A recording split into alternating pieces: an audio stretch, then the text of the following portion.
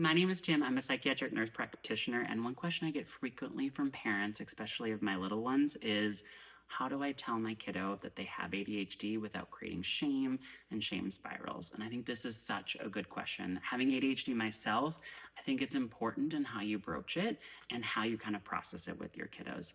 So I tend to not try and frame it as a disorder, but your brain just tends to be a little different. Now, by definition, like it has to get in the way of things to be in the DSM, and like it has to be developmentally appropriate, right? So you're not going to necessarily tell a kiddo that their brain is broken. That's probably a really bad idea.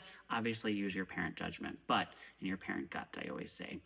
But there's some really cool books out there too, like All Dogs Have ADHD, which can be super neat. But if you frame ADHD as, hey, your brain works a little differently and it loves to learn, it loves new things, and it seeks out fun things, and you start kind of framing it from like a dysregulation and focus rather than a lack of focus, I think it can go a long way in helping kids kind of learn skills and those sorts of things to use their ADHD. I mean, I call them superpowers sometimes, very carefully, but there is a reason that people with ADHD tend to be really good at sports. They tend to love to learn. Like some of our founding fathers, for example, we think had ADHD, and some past presidents, and they were voracious readers and learners.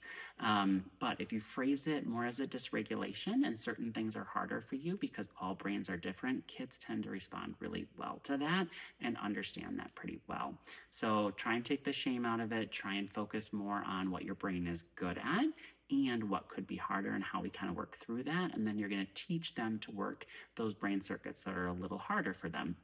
And it's always about time, tasks, and kind of pushing their comfort zone, right? So we never want an ADHD kiddo never to do anything hard because they still have to exist in the world that they're in.